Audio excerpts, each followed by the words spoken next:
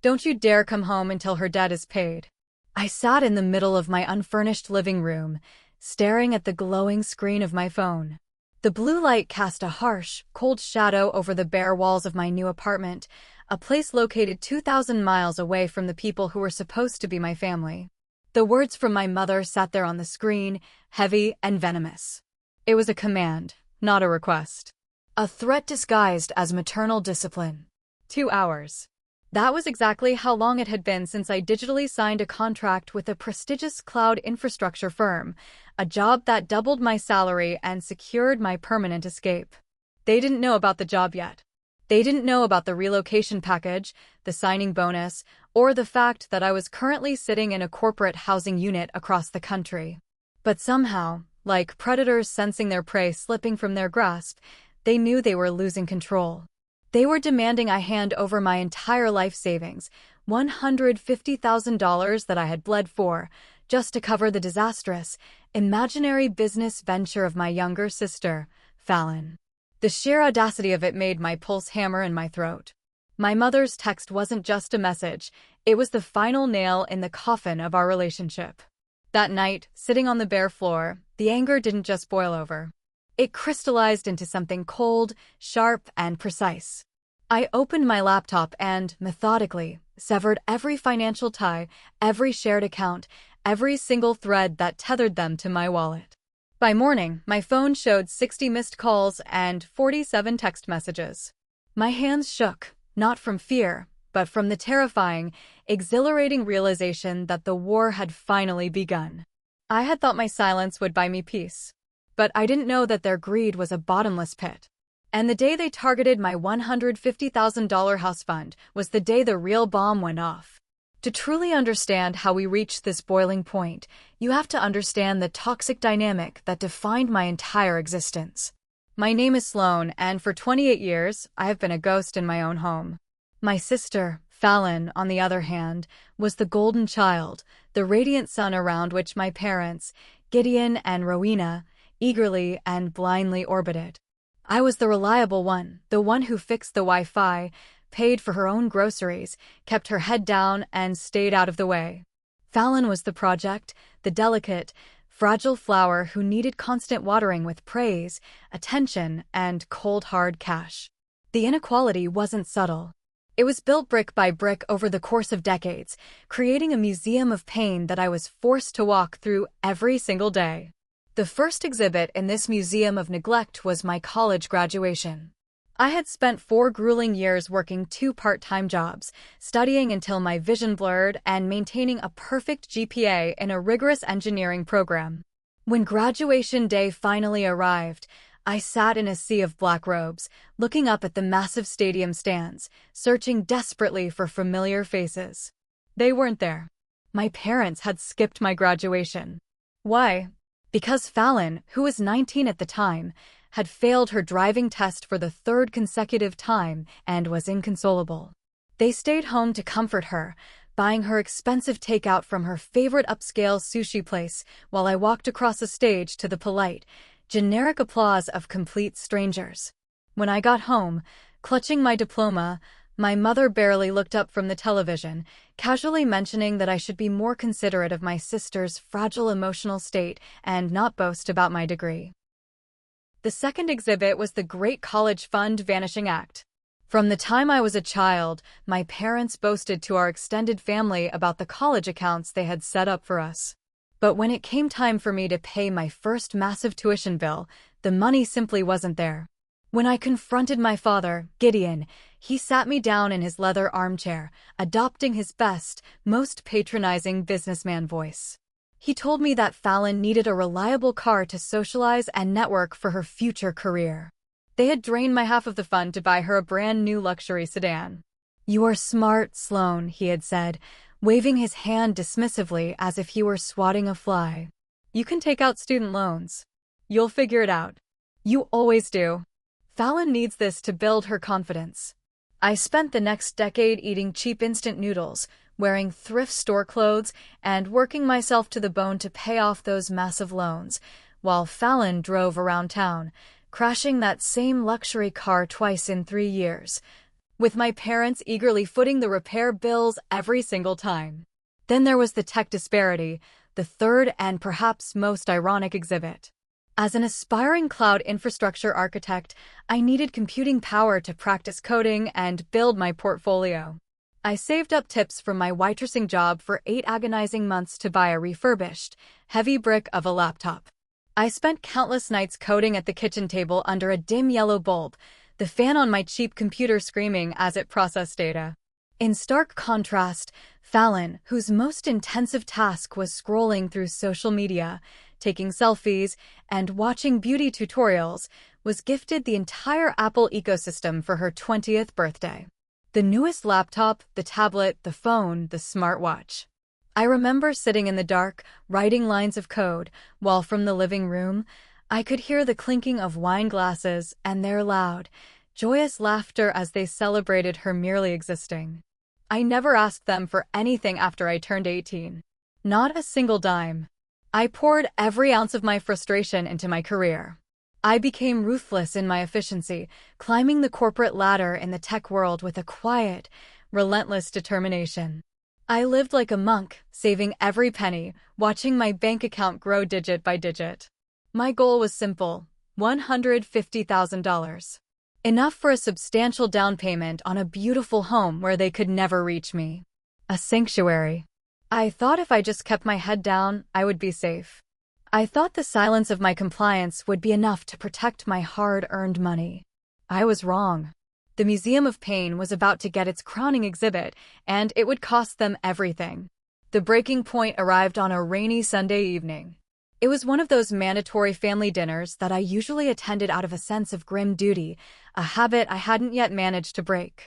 The dining room smelled of expensive roast beef, rosemary, and suffocating entitlement. My father, Gideon, sat at the head of the heavy mahogany table, pouring a vintage red wine into crystal glasses, while my mother, Rowena, fussed over Fallon, making sure her favorite side dishes were within easy reach. I sat quietly at the far end of the table, pushing a piece of roasted carrot around my plate, calculating how soon I could realistically leave without causing a theatrical scene. Fallon was holding court, waving her silver fork animatedly as she talked about her latest grand vision for her life. She was launching what she called a luxury wellness retreat business. According to her, she was going to curate high-end, spiritual getaways for wealthy clients who needed to realign their chakras and detox from corporate life.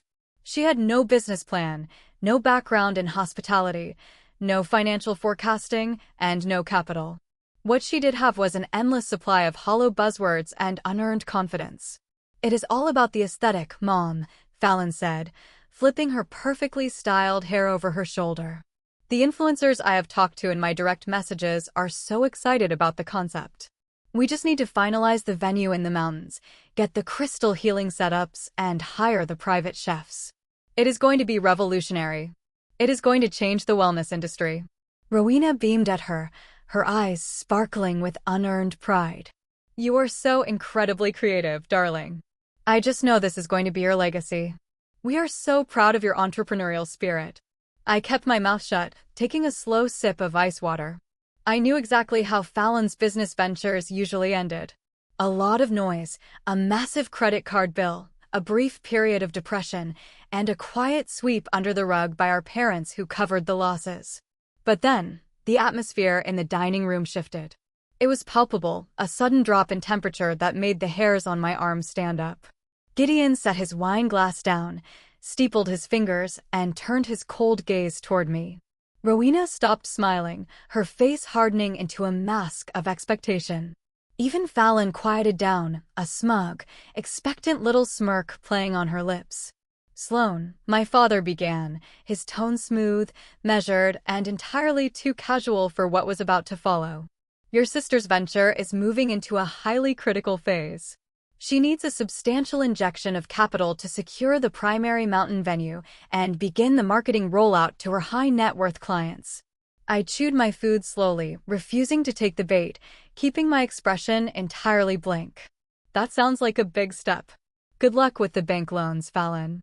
Rowena leaned forward, tapping her fork aggressively against the expensive china plate.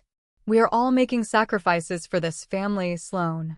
Your father and I have already put a lot of our own retirement funds into this, but it is not quite enough to cross the finish line. We know you have been hoarding your salary for years. Hoarding. That was the exact word she used. Not saving, not earning, not investing. Hoarding.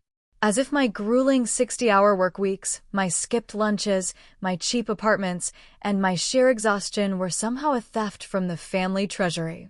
I swallowed hard, my chest tightening with a familiar, suffocating pressure. I have savings, yes, because I want to buy a house. I have been very clear about my financial goals. Gideon waved a hand dismissively, looking at me as if I were a foolish child who didn't understand how the world worked. You are single, Sloan. You have a stable job in IT or whatever it is you do with computers. You do not need a house right now. Your sister is building an empire.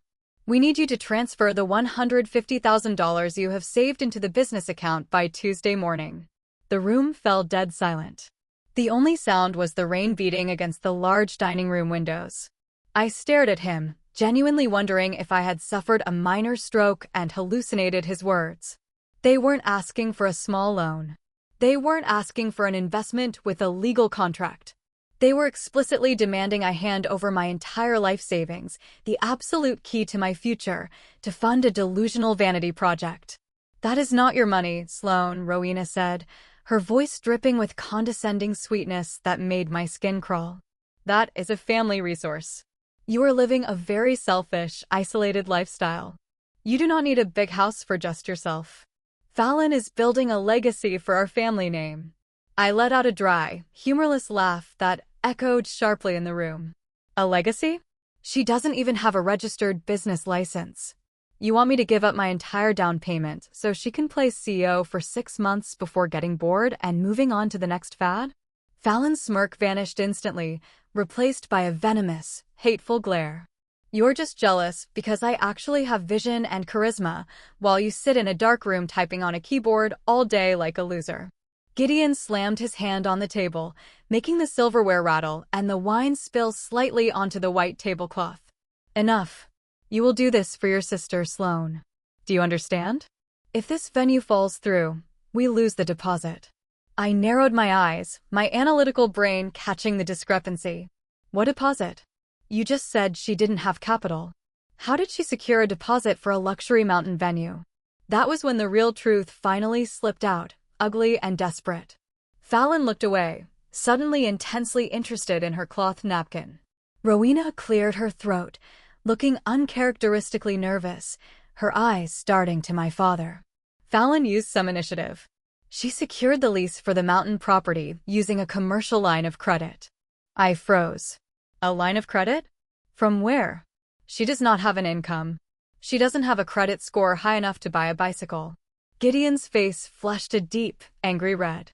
He looked like a cornered animal. She used our social security numbers to guarantee the lease. She forged our signatures on the guarantor forms.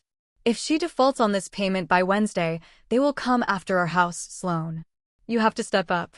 This is about saving the family from ruin. The absolute audacity of it was suffocating. My 26-year-old sister had committed major financial fraud, put our parents' primary residence on the line for a pipe dream, and their grand solution was to extort the daughter they had ignored and neglected for a decade to bail them out. They expected me to fall on my sword, to burn my own future to the ground, to save them from their own staggering stupidity and enabling behavior. I looked straight into the eyes of the 3 people sitting across from me. 3 people who were fully prepared to shred my life to protect their precious golden child. I pushed my chair back, the wooden legs scraping loudly and violently against the hardwood floor. I stood up, grabbing my coat from the back of the chair. No, I said, my voice eerily calm, devoid of any emotion. What do you mean no? Gideon barked, rising to his feet, his face contorted in rage. I mean no. Not a single cent. You dug this grave, and you can all lie in it. I am not setting myself on fire to keep your precious golden child warm. I turned and walked out the front door, leaving my untouched dinner on the table. The silence behind me shattered as the door clicked shut, replaced by the muffled, frantic sounds of my mother's screaming. The days following the dinner from hell were a blur of frantic, highly calculated motion. The moment I got back to my small apartment, I didn't cry. I didn't break down. I didn't call a friend to vent. The years of emotional neglect had built an impenetrable firewall in my brain, and right now, the system was in full survival mode. The sheer, unadulterated entitlement they had displayed, the absolute expectation that I would casually hand over $150,000 to cover a felony, severed whatever lingering, pathetic guilt I had about leaving them behind. Fate, it seemed, had impeccable timing. The very next morning, my phone rang with a call I had been anticipating for 3 grueling weeks. It was a massive tech firm based in a city 2,000 miles away, on the opposite coast. They had reviewed my extensive portfolio, loved my complex architecture designs, and were offering me a senior architect position. The salary they quoted over the phone was exactly double what I was currently making. More importantly, they offered a comprehensive, highly aggressive relocation package. They would handle the movers, pay the penalty for breaking my current apartment lease, and provide fully furnished temporary corporate housing until I found a new place to buy. I accepted the offer on the spot. I didn't tell a single soul. For 2 weeks, I lived a meticulous double life. By day, I went to my old job, wrapping up projects, documenting my code, and smiling politely at colleagues. By night, I ruthlessly purged my apartment. I sold my furniture online to strangers, donated bags of clothes I didn't need, and packed only what truly mattered into 3 large suitcases. Every time my phone buzzed with an incoming call from Gideon or Rowena, I sent it straight to voicemail. I listened to them later, sitting in the dark, treating their escalating panic and rage as background noise. At first, their voicemails were commanding. Then, they turned manipulative. By the second week, they were desperate, begging me to just sit down and talk about the wire transfer. I ignored them all. Moving day was a masterclass in corporate efficiency. The professional movers arrived at dawn, swept up my remaining box life, and were gone within 2 hours. I handed the keys to my confused landlord, hailed a cab to the airport, and boarded a direct flight that took me completely across the country. As the plane lifted off the runway, pushing me back into my seat, I looked down at the shrinking city below, feeling a profound, terrifying, and intoxicating sense of liberation. I was finally free. Or so I thought. I landed in my new city, checked into the stunning corporate apartment with its floor-to-ceiling windows, and finally digitally signed the massive employment contract, cementing my new reality. 2 hours later, I was sitting on a plush sofa, drinking an overpriced sparkling water, looking out at a skyline that didn't know my name, when my phone vibrated violently against the glass table. It was a text message from Rowena. "Don't you dare come home until her debt is paid. We are losing the house because of your selfishness. You are dead to us until you wire the money." I read the message 3 times, letting the words sink into my brain. They were doubling down. They truly believed that if they threatened me with familial exile, I would crumble. They thought the absolute worst punishment they could inflict was withdrawing their toxic, suffocating presence from my life. They didn't realize they were handing me exactly what I wanted on a silver platter. But the sheer arrogance of it, the assumption that I owed them my life savings to cover Fallon's fraud, ignited something incredibly dark and furious inside me. I had paid for almost everything in that family for years. Because they were always completely broke from funding Fallon's lavish lifestyle and failed projects, I had quietly taken over the peripheral bills just to ensure my parents had the basic necessities. I paid for their premium unlimited cell phone plan. I paid for the high-speed internet. I paid for the massive cable package Rowena loved, the Netflix, the Amazon Prime, and even the comprehensive auto insurance policy that covered Gideon's truck and Fallon's perpetually dented luxury sedan. I set my sparkling water down on the glass table. I opened my laptop, cracked my knuckles, and logged into my master password manager. Being a senior cloud infrastructure architect means I am very, very good at managing access rights and terminating user privileges. I started with the cell phones. I logged into the provider's portal, navigating to the family plan that was entirely in my name and tied to my credit card. With 3 clicks, I suspended the lines for Gideon, Rowena, and Fallon. I watched the status change from active to suspended with a grim, deeply satisfying smile. Next was the auto insurance. I logged into the portal, removed myself as the primary policyholder, and canceled the coverage for their vehicles effective immediately. I drafted a quick, automated email to Gideon's inbox notifying him that his cars were now illegally uninsured and any accident would bankrupt him personally. Then came the streaming services. I changed the complex passwords to Netflix, Hulu, Prime, and the cable provider, explicitly checking the box to log out all connected devices globally. I imagined Rowena sitting in her living room, her evening reality television show suddenly going black, replaced by a glaring login screen she couldn't bypass. Finally, I went to the bank. I had one joint account left with my mother, a relic from my teenage years that she occasionally used to transfer small amounts of money when she needed me to buy groceries for them. I drained my remaining $200 from it, transferred it to my secure private account, and locked the joint account down completely, flagging it for closure. It took me less than 20 minutes to systematically erase my financial footprint from their lives. I closed my laptop, the screen going black, and for the first time in weeks, I slept deeply and without dreaming. I woke up the next morning, the bright sunlight streaming through the large windows of my new apartment. I stretched, made a cup of expensive coffee, and finally glanced at my phone. 60 missed calls. 47 text messages. The chaos I had unleashed overnight was spectacular. Because I had suspended their cell service, the missed calls were all coming from landlines, internet calling apps, and unknown local numbers. The text messages, sent over their home Wi-Fi, were a frantic, incoherent mess of rage, confusion, and panic. From Gideon, "What the hell did you do? My phone has no service." The insurance company emailed me, "Turn it back on right now. This is illegal." From Rowena, "Sloan, this is not funny. The television is locked. I cannot call out. You're acting like a petulant child. Fix this immediately." From Fallon, "You ruined my life. I cannot even use my phone to call my investors. You are a monster. You are going to pay for this."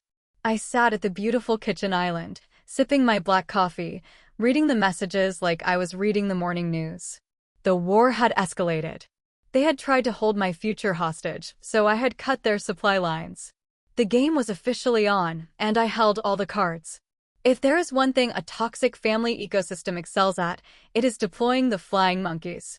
When the main aggressors realize they have completely lost direct control over their target, they send in the peripheral relatives, the friends, the enablers, anyone susceptible to their twisted narrative of victimhood, to do the dirty work and apply social pressure. By midday on my first full day in the new city, my phone began to buzz with a massive new wave of messages, this time from people outside the immediate blast radius. The first to breach my defenses was my Aunt Bryony, Rowena's older sister. Bryony was a woman who thrived on drama and considered herself the moral compass of the extended family, despite having filed for bankruptcy twice and borrowing money from everyone she knew. Her message popped up on my screen, dripping with manufactured guilt and emotional manipulation. "Sloan, I just got off the phone with your mother. She is in absolute hysterics. She actually fainted in the hallway from the stress you are causing. Have you lost your mind? Doing this to your own family over a little money dispute? You need to call her and apologize right now. You are tearing this family apart. Are you happy now?" I stared at the message, feeling a familiar twinge of lifelong conditioning. For a split second, the old Sloan, the one desperate for family approval, wanted to reply, wanted to explain that it wasn't a little dispute, that they were trying to steal $150,000 from me to cover up credit fraud. But the new Sloan, the one sitting in a luxury corporate apartment 2,000 miles away with a six-figure salary, simply took a screenshot of the message. I opened a secure, encrypted folder on my laptop labeled Project Firewall. I dropped the screenshot inside. I wasn't going to argue with Bryony. I wasn't going to justify my existence to someone who only heard one side of a fabricated, hysterical story. I was treating every text, every voicemail, every email as data. And data doesn't lie. An hour later, a notification from Facebook slid across my screen. I rarely use the platform, maintaining it only for professional networking, but I still had Fallon added as a connection. A mutual acquaintance from college had tagged me in a comment.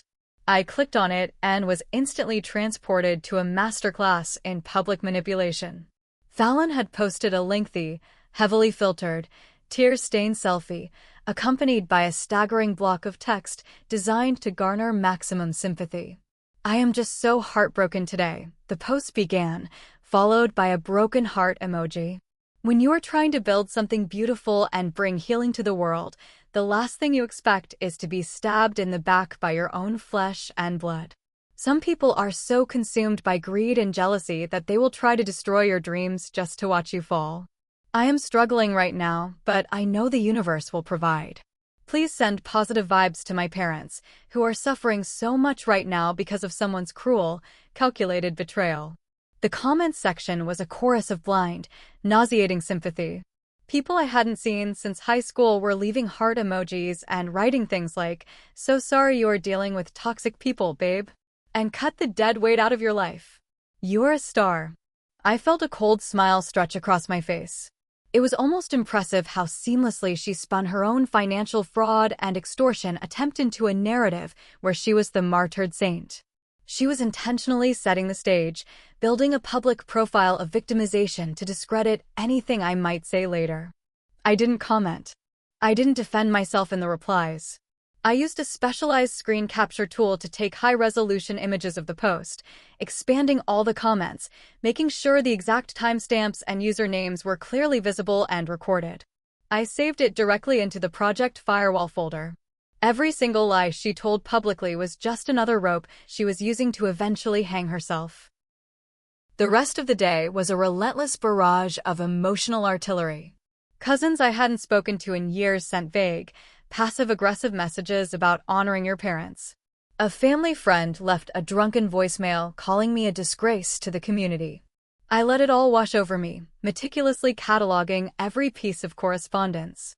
The absolute silence from my end seemed to drive them further into madness. They were swinging wildly at a ghost, exhausting themselves while I sat quietly, gathering insurmountable ammunition. By the third day in my new city, the digital assault began to slow down. I thought, perhaps naively, that they had realized their social media tactics weren't working and were retreating to lick their wounds. I spent the afternoon exploring my new neighborhood, grabbing a latte from a local artisanal cafe, and feeling a strange, fragile sense of normalcy. I was scheduled to start my new job on Monday, and I was determined to enter the office with a clear head and a clean slate. I returned to my corporate apartment building as the sun was beginning to set, casting long, golden shadows across the pavement. I swiped my keycard, walked through the upscale, marble-lined lobby, and took the private elevator up to the 14th floor. I was humming a song under my breath, casually sifting through my mail, completely off guard. I stepped out of the elevator and turned down the long, quiet, carpeted hallway leading to my unit. And then, my blood ran entirely cold. Standing there, leaning casually against the doorframe of my apartment, was Gideon. He was wearing his signature tailored suit, holding a leather briefcase, looking glaringly out of place in the modern, minimalist hallway. The distance between my old life and my new one was 2,000 miles. I had never told them where I was moving. I had never given them an address, a city, or even a time zone. Yet, here he was, standing between me and my sanctuary, a dark reminder that monsters don't just stay under the bed. They hunt you down. He looked up from his phone, catching sight of me. A slow, terrifyingly calm smile spread across his face. "Hello, Sloan," he said, his voice echoing slightly in the quiet corridor. "Did you really think you could just run away from your obligations?" My feet rooted themselves to the plush carpet of the hallway. The air in my lungs turned to ice, completely freezing my ability to speak for a long, terrifying second. How did he find me? The corporate housing was booked through my new company's vendor. My name wasn't on any public registry here yet, and my mail was being forwarded to a P.O. box. The realization hit me a second later with the force of a physical blow. Gideon still had friends in high places, private investigators he frequently used for background checks at his firm. Tracking down a flight manifest and a corporate lease wouldn't be impossible for a man willing to spend serious money to maintain his absolute control over his family. I forced myself to breathe, pushing down the primal, instinctive urge to turn and run back to the safety of the elevator. I am 28 years old, I silently reminded myself. I am completely financially independent. He has absolutely no authority here. How did you find this address? I asked, my voice remarkably steady, though my hands were clamped so tightly around my mail that my knuckles were white. Gideon pushed himself off the doorframe, casually smoothing the lapels of his expensive suit. It does not matter how I found you, Sloane. What matters is that you and I are going to go inside your little apartment, sit down, and finally resolve this ridiculous temper tantrum you are throwing. He reached toward the handle of my door, fully expecting me to step forward like an obedient child and unlock it for him. I didn't move an inch. You are not coming inside, I said, the words ringing clear and sharp in the quiet space. You are trespassing on private property. Gideon's practiced, calm smile faltered, replaced by a flash of genuine, ugly irritation. Do not be dramatic. I flew all the way across the country to fix the massive mess you made. You cut off the phones. You canceled the auto insurance. You humiliated your mother in front of the entire family by walking out. You are acting completely unhinged. I shifted my weight, smoothly slipping my right hand into the pocket of my jacket. Inside rested the old, beat-up smartphone he had bought me years ago, the one I kept charged purely as a backup device. My thumb found the side button, navigating entirely by touch, and activated the voice memo app. I lived in a one-party consent state.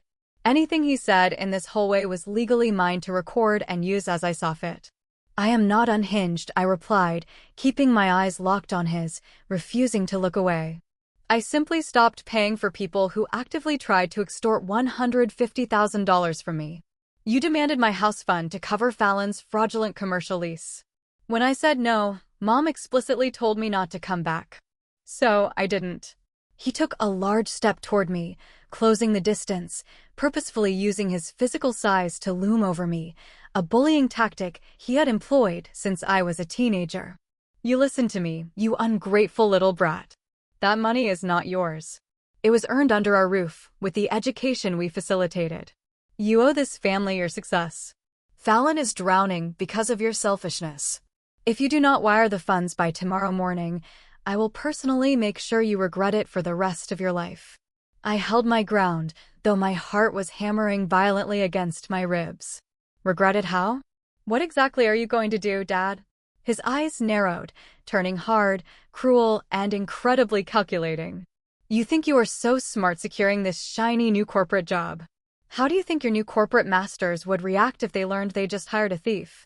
Someone who stole family assets and abandoned her parents in a severe financial crisis? A few phone calls, a few well-placed emails to their HR department, and this little fantasy life of yours will burn to the ground.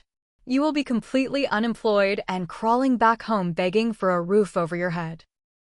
He was explicitly threatening my livelihood. He was openly outlining a plan to sabotage my career based on fabricated lies, all to force me to surrender my savings. The recording app on the phone in my pocket was capturing every single syllable of his extortion, perfectly preserving his threats in digital amber. Are you blackmailing me? I asked, making sure to enunciate clearly for the recording. I am educating you on consequences, Sloane, he sneered, looking at me with pure disdain. You have until tomorrow morning. Transfer the $150,000. Turn the insurance and the phones back on. If I do not see the confirmation by 9 a.m., I am going to ruin you. He held my gaze for a long, suffocating moment, trying to assert total dominance, trying to see the terrified, compliant little girl he thought I still was. But I just stared back at him, feeling nothing but a cold, clinical detachment. He wasn't a father. He was just a pathetic bully in an expensive suit. When I didn't flinch or cry, he scoffed, shaking his head in disgust. You always were a massive disappointment. He turned on his heel and strode past me toward the elevator, jabbing the call button aggressively. The doors opened, he stepped inside, and without looking back, the metal doors slid shut, swallowing him whole. I stood in the hallway alone, the silence rushing back in to fill the space he had occupied. I pulled the old phone out of my pocket, looked at the glowing red timer of the recording, and hit stop. I saved the file, backed it up to the secure cloud server instantly, and dropped a copy into the Project Firewall folder. He thought he had terrified me. He thought he had laid a trap that I couldn't escape. But he didn't realize that by threatening my job, by tracking me down and coming to my home, he had crossed an invisible, unforgivable line in the sand. This was no longer just a toxic family dynamic. This was a targeted campaign of harassment and extortion. I unlocked my door, stepped inside, and locked the heavy deadbolt behind me. I didn't wire the money the next morning. I went in my new office, drank their premium coffee, and started my new job. I knew the storm was coming, but I was no longer standing in the open field. I was building an impenetrable fortress. The retaliation did not happen at 9 a.m. It didn't happen on Tuesday or Wednesday. For 4 tense days, the absolute silence from my family was deafening. It was the kind of heavy, suffocating quiet that makes the air feel thick before a massive thunderstorm. I spent my first week at the new job excelling, diving deep into the complex cloud architecture diagrams, proving my immense worth to the engineering team. But every single time my inbox chimed with a new notification, a massive spike of adrenaline shot through my veins. The strike finally landed on Friday afternoon. I was sitting in a glass-walled conference room, finishing up a critical deployment strategy presentation, when my new manager, a calm, highly analytical woman named Sarah, tapped on the glass and waved me out. Her expression was neutral, but her eyes were deadly serious. She led me down the long, carpeted hall to the Human Resources Department. My stomach performed a slow, sickening flip. Gideon had made good on his threat. Inside the sterile HR office, a representative slid a printed piece of paper across the desk toward me. It was an email, sent from a generic, untraceable address, Concerned Citizen 2026@securemail.com. The subject line read, "Urgent, background check discrepancy regarding Sloan." I read the text. It was a masterfully written piece of corporate sabotage. The email claimed to be from a former investor who alleged that I was under active investigation for embezzling funds from a family business and committing severe wire fraud. It urged the company to immediately terminate my employment to avoid being publicly implicated in an upcoming federal indictment. I set the paper down on the desk. My hands were remarkably steady. "Sloan," Sarah said gently, taking a seat beside me. "We take these matters very seriously, but we also do not act on anonymous, unverified tips without talking to our employees first. Is there any truth to this?" I looked at Sarah, and then at the HR representative. I took a deep, centering breath. No, there is no embezzlement, and there is absolutely no federal investigation. What there is, however, is a highly estranged family member who is currently attempting to extort $150,000 from me. He explicitly threatened to send false information to my employer to get me fired if I didn't pay him by this week. I didn't stop there. I pulled out my phone, navigated to the secure cloud folder, and played the clear audio recording of Gideon threatening me in my hallway just days prior. The sound of his vicious voice demanding money and threatening my job echoed loudly in the quiet HR office. When the recording finished, Sarah and the HR rep exchanged a wide-eyed, stunned look. The tension in the room instantly evaporated, replaced by genuine professional concern and outrage. "I am so incredibly sorry you are dealing with this, Sloan," the HR rep said, taking the printed anonymous email and sliding it directly into a shredder tray. "We will flag this sender immediately and monitor our firewalls for any similar communication. Your job is entirely safe. In fact, if you need resources for legal counsel regarding harassment, we have a corporate network we can recommend." I walked out of that office feeling a massive surge of triumph. Gideon's nuclear option had detonated, and I hadn't even sustained a single scratch. But the victory was incredibly short-lived, because when I returned to my apartment that evening, checking my physical mail, I found a thick, heavy manila envelope waiting for me. There was no return address. Inside was a massive stack of legal documents. The top page bore the official-looking seal of a small claims court back in my home state. It was a notice of a lawsuit filed against me by Fallon. The official complaint alleged that I had made a verbal contract to invest $150,000 into her wellness retreat business, and that my sudden withdrawal constituted a severe breach of contract, causing her extreme financial distress. Attached were printed emails, supposedly from me to Fallon, promising the money, alongside bank statements showing her massive, crippling debt. For a terrifying second, the room spun. A lawsuit. They were actually trying to sue me. I sank onto the sofa, my eyes frantically scanning the dense legal jargon, the stamped dates, the signature lines. The sheer weight of the threat threatened to crush my lungs. But then, the cloud infrastructure architect in me, the woman highly trained to look for anomalies in massive datasets, took over. I looked closer at the documents. The seal of the court in the upper right corner was slightly pixelated, as if it had been copied and pasted from a low-resolution website.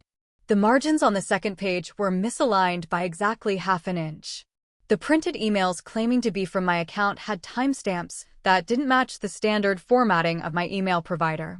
And the most glaring, hilarious error of all, the case number at the top contained a letter format that the state court system had officially retired 3 years ago. It was fake.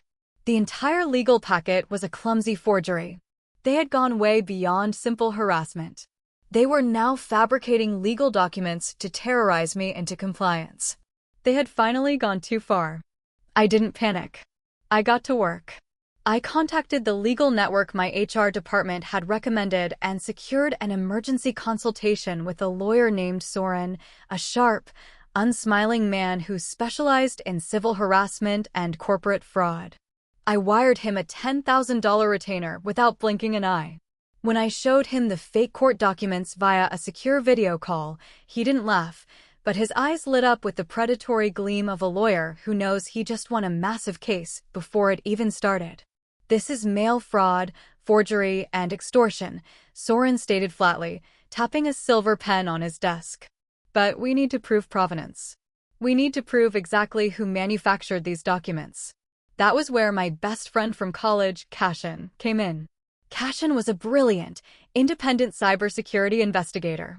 I securely sent him the digital headers from the anonymous email sent to my HR and high-resolution scans of the fake court documents. "Give me 48 hours, Cashin told me over the phone. He only needed 24. Cashin called me back on Saturday night. His voice was laced with pure disbelief. "Sloan, they're incredibly sloppy. The anonymous email to your HR was routed through a cheap VPN, but the originating IP address slipped through on the handshake. It traces directly back to the Wi-Fi router at your parents' house. But the physical documents are even better. I ran a forensic analysis on the printed pages. Every modern printer leaves a microscopic pattern of yellow dots on the page, like a fingerprint. I cross-referenced the dot matrix on your fake court papers with public records of commercial printers in their area.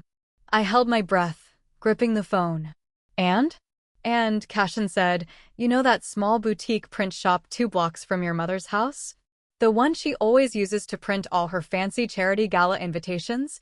That is the exact machine that printed your fake lawsuit." I closed my eyes, leaning back against my sofa, a genuine smile forming on my lips. I had them. I had the IP address linking the corporate sabotage directly to their house.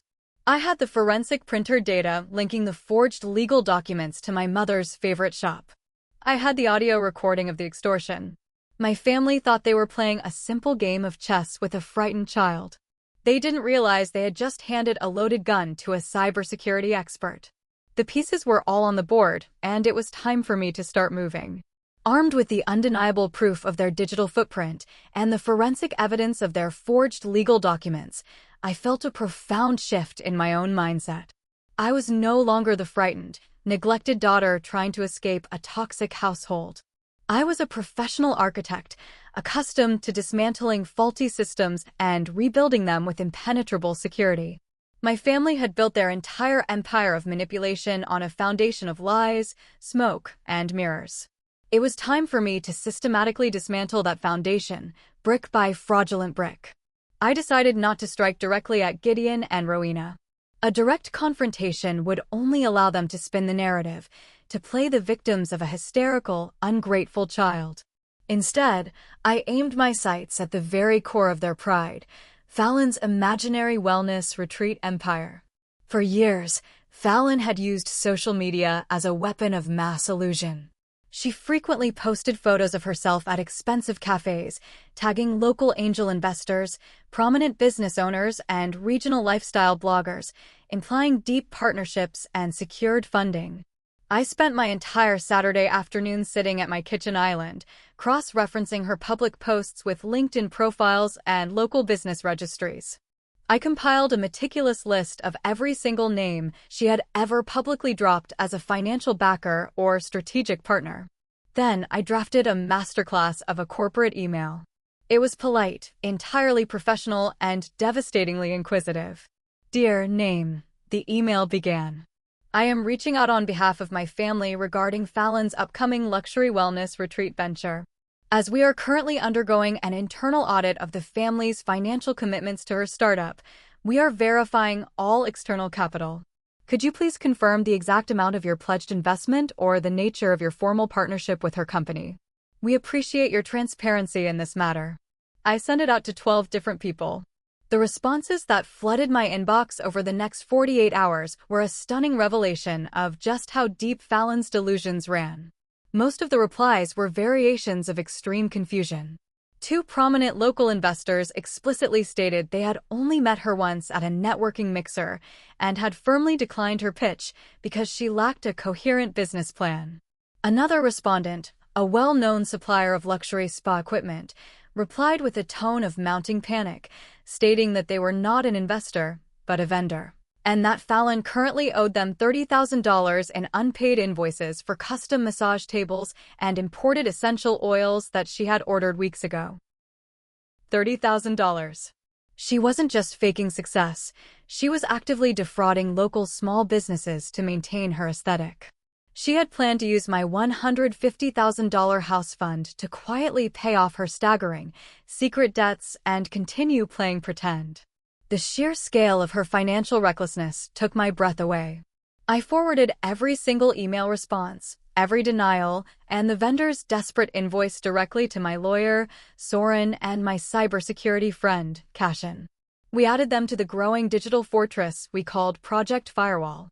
I was sitting in my office on Tuesday afternoon, feeling a sense of grim satisfaction, when my phone chimed with a notification from a premium courier service. A package had been delivered to my corporate P.O. box.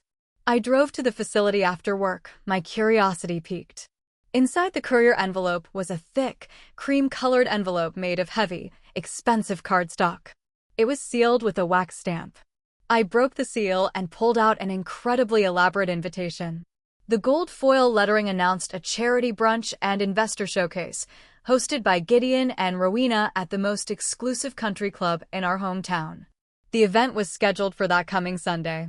The invitation listed Fallon as the keynote speaker, promising a revolutionary unveiling of her wellness retreat brand.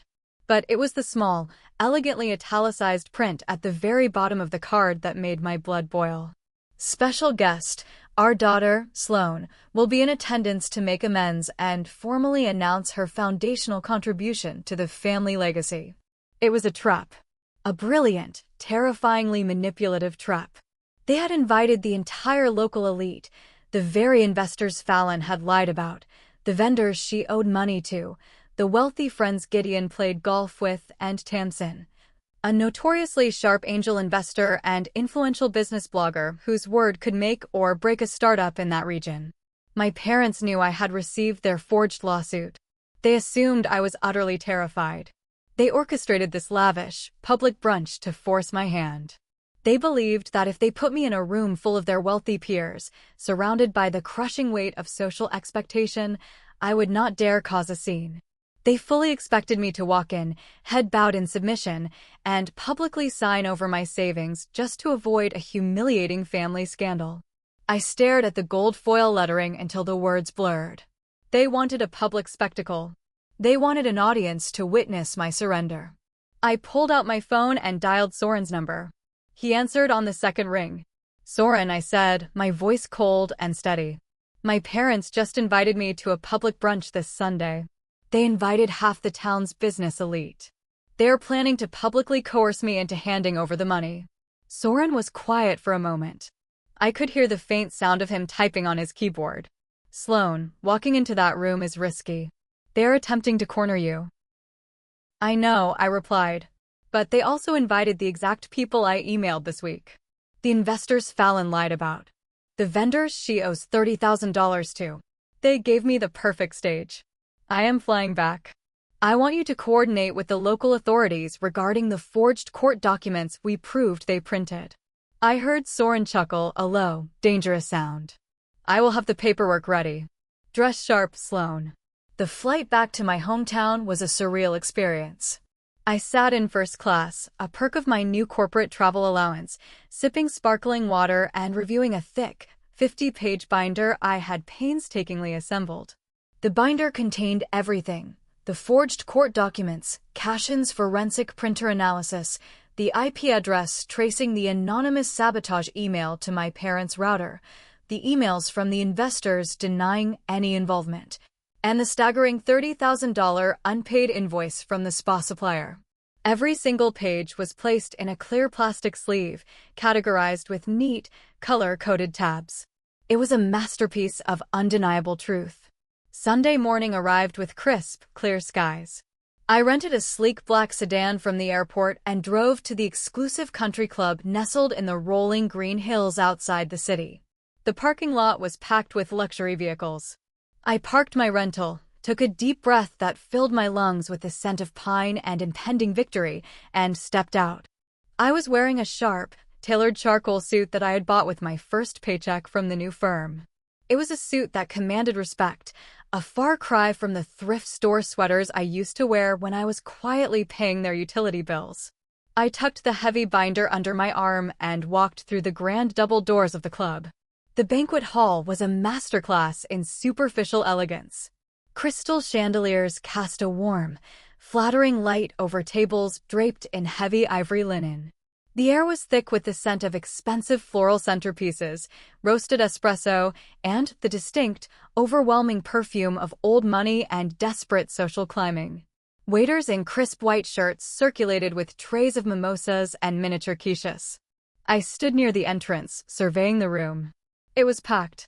Gideon was standing near the front, holding a glass of champagne, laughing robustly with a local bank manager.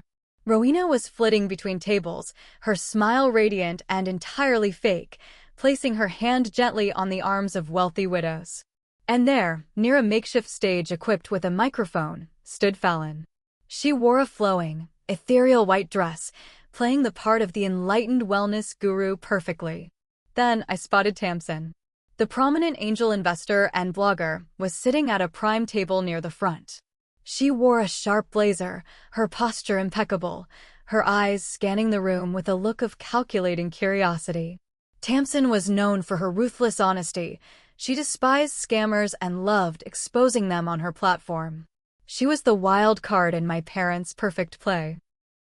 I took a step forward, entering the fray. The moment I crossed the threshold, the dynamic in the room shifted. A few extended family members, including Aunt Bryony, noticed me first. Bryony nudged Rowena, pointing in my direction. Rowena turned, and for a fraction of a second, her polished mask slipped, revealing a flash of genuine, triumphant greed. She truly believed I had brought the binder to hand over my financial documents. She quickly recovered, her face stretching into a beaming, theatrical smile. She rushed across the room, her arms open wide, projecting her voice so everyone nearby could hear. "Sloan, my darling girl, you made it. We were so worried your flight would be delayed." She tried to pull me into a hug, but I planted my feet and kept my arms firmly by my sides, the binder pressed against my chest. Her arms awkwardly patted my shoulders before she pulled back, her eyes narrowing slightly at my cold reception.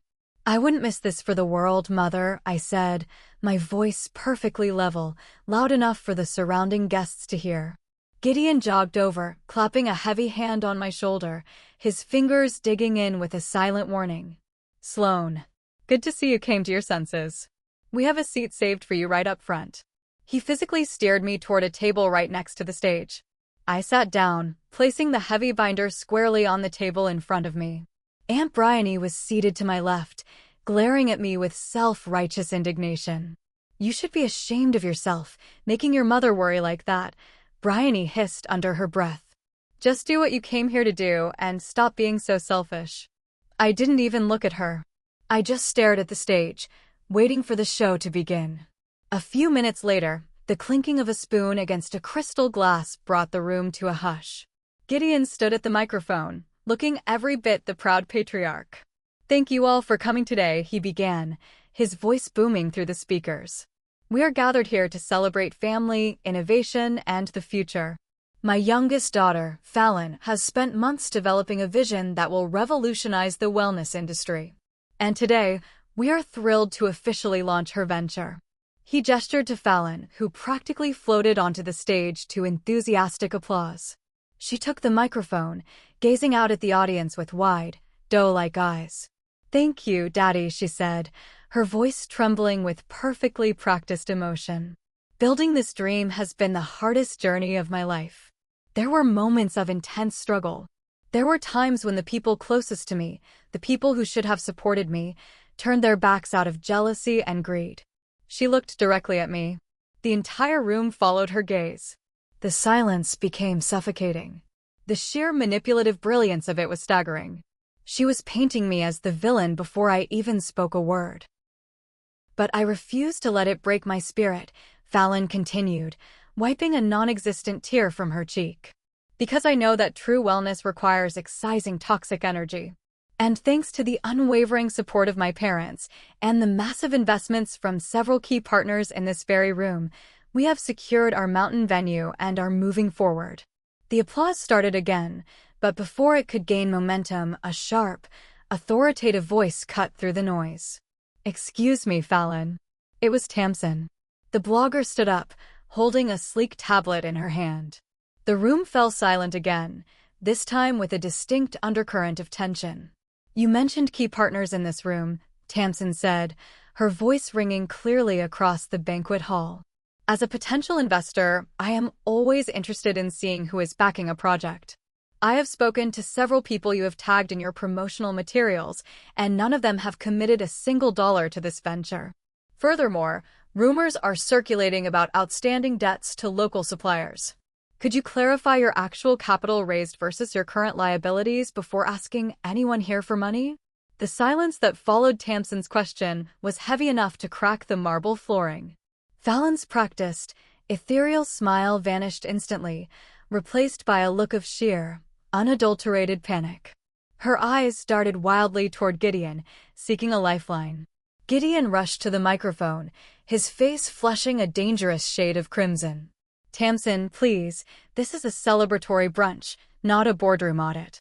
We can discuss the finer financial metrics in a private meeting later.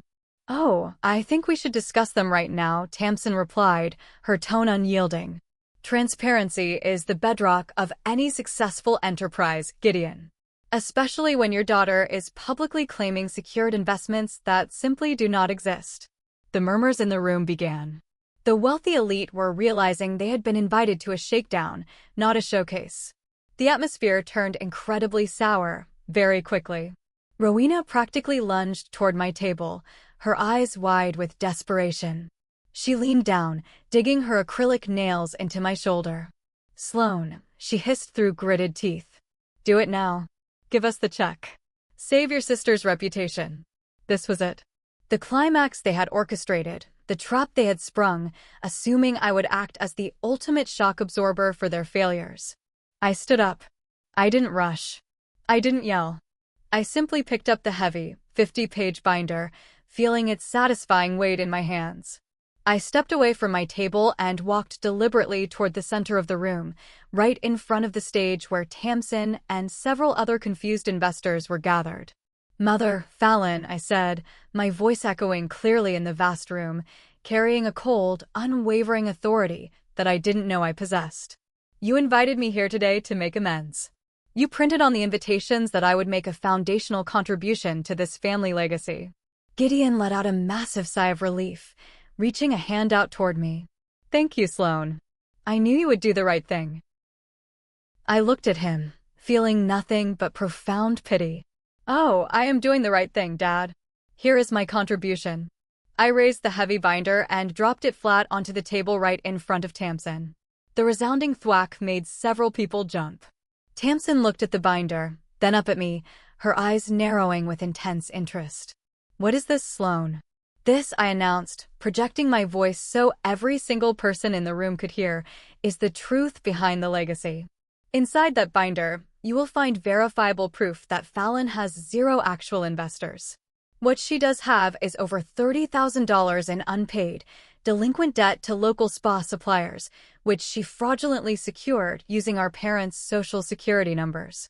Fallon let out a shrill gasp, covering her mouth with her hands. Sloan, shut up. You are ruining everything. I turned to face her, the anger I had suppressed for decades finally focusing into a laser point. No, Fallon. You ruined it when you committed financial fraud. I turned back to the stunned audience. My parents realized their home was on the line because of her crimes. So, rather than hold her accountable, they demanded I empty my $150,000 house fund to bail her out. When I refused and relocated for a new job, they initiated a campaign of severe harassment. Gideon grabbed the microphone, his voice trembling with rage. Stop this immediately. She is lying. She is a jealous, unstable child making up stories because she couldn't handle her sister's success. I calmly reached out, flipped the binder open, and turned to the second tab. I am not lying, Gideon. And I brought the receipts. Tamsin, please refer to Section 2. Tamsin, acting with the speed of a journalist who just found the scoop of the century, flipped the page. She read aloud, her voice carrying across the silent hall. This is a forensic cybersecurity report. It traces an anonymous, defamatory email sent to Sloan's corporate HR department, an email attempting to get her fired, directly back to the IP address of Gideon and Rowena's home router. The crowd gasped. The wealthy widows Rowena had been schmoozing physically recoiled, pulling their chairs away from our family's tables. But it gets much worse, I continued, my voice steady, relentless. Because they knew an email wouldn't break me, they escalated to federal crimes. Section 3 contains a lawsuit claiming I owed Fallon $150,000. But as the forensic analysis proves, the court seal is a forgery, and the documents were printed on a commercial machine located just 2 blocks from my parents' house. I looked directly at Rowena, whose face had drained of all color. She looked like a ghost. You committed mail fraud, forgery, and extortion, Mom. All to steal my hard-earned money to cover up Fallon's pathetic lies. The banquet hall erupted. People were standing up, whispering furiously. The local bank manager Gideon had been laughing with earlier set his champagne glass down and walked briskly toward the exit. The illusion of the perfect, wealthy family was shattered into a million irreparable pieces. You ungrateful witch! Aunt Bryony suddenly shrieked, standing up and pointing a shaking finger at me. How dare you air dirty laundry like this? I turned to Bryony, feeling a cold smile touch my lips. Dirty laundry, Bryony? Maybe you should check Section 4. It details how Rowena borrowed $10,000 from your retirement account last month, claiming it was for a medical emergency, when she actually used it to pay the deposit on this very banquet hall. Bryony froze, her jaw dropping open. She slowly turned her head to look at her sister. Rowena, tell me she is lying.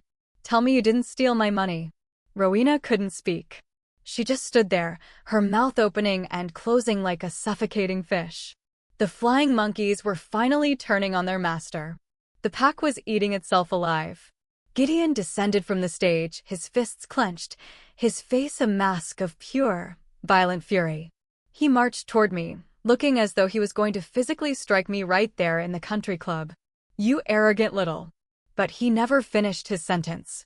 Because at that exact moment, the heavy double doors of the banquet hall swung open, and the atmosphere in the room shifted from scandalous gossip to dead, terrifying silence. 2 uniformed police officers, accompanied by a plainclothes detective, strode into the banquet hall. The soft, ambient classical music playing through the club's speakers seemed to amplify the heavy, rhythmic thud of their boots against the hardwood floor. They moved with a distinct, undeniable authority, scanning the room until their eyes locked onto our cluster near the stage.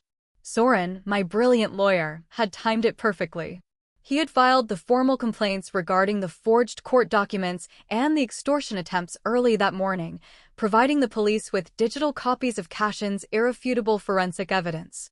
The detective stepped forward, his badge gleaming under the crystal chandeliers. "Gideon? Rowena?" he asked, his voice cutting through the stunned silence of the wealthy crowd. Gideon stopped his aggressive advance toward me, his shoulders instantly slumping. The bravado, the arrogance, the tyrannical patriarch persona, it all evaporated the second he faced real, legal consequences that he couldn't bully his way out of. "Yes," Gideon answered, his voice barely a whisper, entirely stripped of its usual booming confidence. "We need you to step outside with us, sir," the detective said, his tone leaving absolutely no room for negotiation. "We have several warrants regarding allegations of forgery, identity theft, and extortion. We also need to speak with Fallon regarding commercial fraud and the unauthorized use of social security numbers." Fallon let out a piercing, hysterical sob. She collapsed onto the edge of the stage, her expensive white dress pooling around her, crying genuine tears for the very first time in her life. "Daddy, do something. Make them stop," she wailed, acting like the spoiled child she truly was. But Gideon could do nothing. The police officers flanked him and Rowena. The social elite of our hometown watched in horrified fascination as the pillars of their community were publicly humiliated. Smartphones were discreetly pulled out, people were recording the downfall. Tamsin was rapidly typing on her tablet, already drafting the blog post that would permanently salt the earth of my family's reputation. As the police escorted my parents toward the exit, Rowena stopped. She looked over her shoulder, locking eyes with me. The look she gave me wasn't one of apology or even anger. It was a look of profound, terrified realization. The realization that the daughter she had treated like dirt for 28 years held the power to destroy her, and had just wielded it flawlessly. "You didn't have to do this, Sloane," Rowena whispered, her voice cracking. "We are family." I looked back at her, feeling a massive, invisible weight lift off my chest. "No, Mom. You were parasites." And the host just fought back.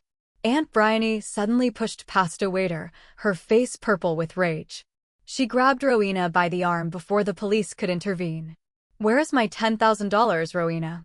Bryony screamed, completely abandoning any pretense of country club etiquette. "You lied to me. You stole from your own sister." Rowena tried to pull away, sobbing, while the officers gently but firmly separated them. The chaos was absolute. The elegant brunch had devolved into a stunning display of criminal exposure and familial betrayal. I didn't stay to watch them get put into the cruisers. I picked up my empty binder sleeves, Tamsin had kept the documents, and walked calmly out of a side exit, stepping into the bright, crisp afternoon air. I got into my rental car, started the engine, and drove back to the airport. I didn't look in the rearview mirror once. The war was over. I had won. 6 months passed. The transition from a life defined by constant anxiety to one of profound peace was jarring at first, but I quickly learned to embrace the quiet. I flourished in my new city. My role as a senior cloud architect brought me immense satisfaction and a bonus structure that significantly accelerated my financial goals. The fallout from the disastrous brunch was spectacular and permanent. Tamsin's blog post detailing the event went viral within the local business community. It meticulously outlined the fraudulent nature of Fallon's startup and the extreme, illegal measures my parents took to fund it. The legal consequences were severe. Because Fallon had forged our parents' signatures on the commercial lease, the property management company sued her aggressively. To avoid federal prison for the mail fraud and extortion attempts against me, Gideon and Rowena were forced into a plea deal that required them to pay massive fines and undergo years of probation. But the financial ruin was the true punishment. To cover their exorbitant legal fees, the fines, and to settle Fallon's staggering $80,000 in accumulated debt to avoid her going to jail, Gideon and Rowena had to take out a massive second mortgage on their home. The comfortable, wealthy lifestyle they had lorded over everyone was entirely gone. They were drowning in debt, isolated from the community, and trapped in a house they could barely afford. Fallon, stripped of her golden child status and her endless funding, faced a harsh reality check.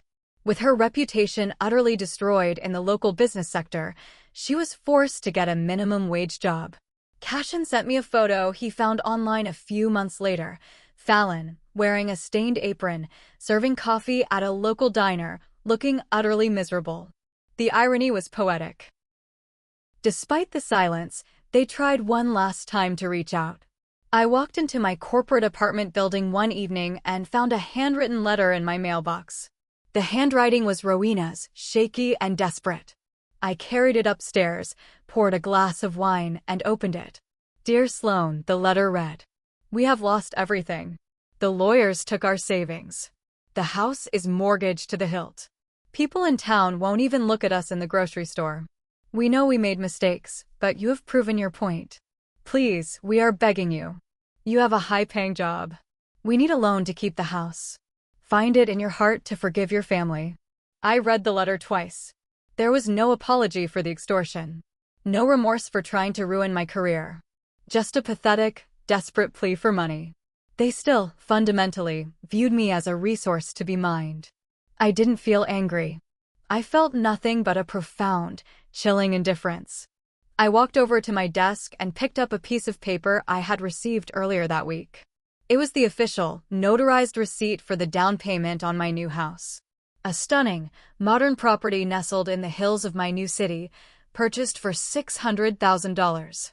I had used my saved $150,000, plus my recent corporate bonuses, to secure it. It was my sanctuary, paid for with my own blood, sweat, and tears.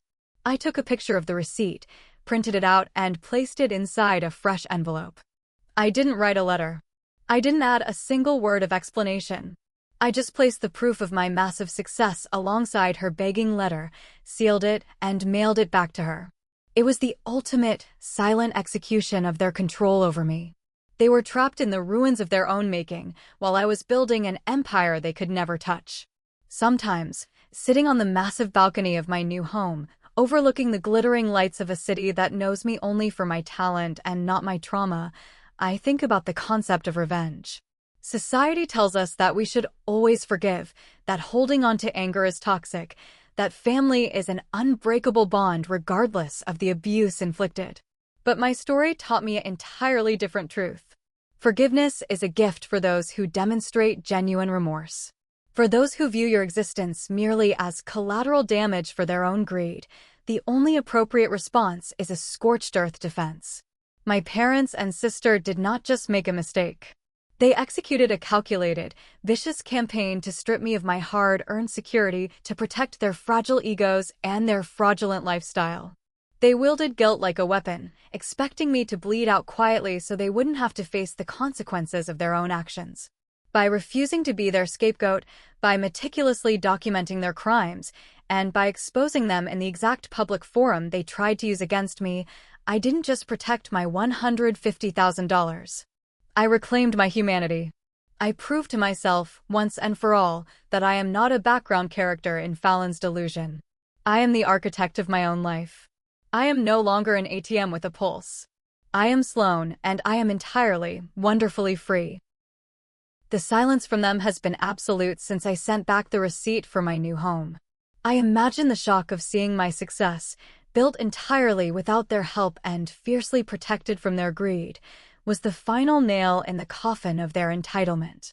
They have to wake up every single day in a house heavily mortgaged by their own malice, knowing that the daughter they threw away is thriving. My lawyer, Soren, told me recently that I have more than enough evidence to pursue a massive civil suit for severe emotional distress and harassment. He said we could easily drain whatever equity they have left in their home, effectively pushing them out onto the street. He laid out the paperwork, the guaranteed victory, the final, crushing blow. But I looked at the paperwork, and then I looked around my beautiful, quiet home. I realized that pursuing them further would mean keeping them in my life, tethering my energy to their misery. And the greatest revenge I could ever achieve wasn't destroying them further, it was forgetting they even exist. I chose to walk away, keeping my peace and leaving them to rot in the bed they made. But it makes me wonder, if you were in my shoes, holding the power to take the very roof over the heads of the people who tried to steal your future, what would you do? Did I make the right call by walking away and finding my peace, or was I too soft? Should I have sued them for every last penny and let them face the ultimate consequence of homelessness? Let me know what you think in the comments below. You're the jury for this story. Thank you so much for watching and listening to my journey.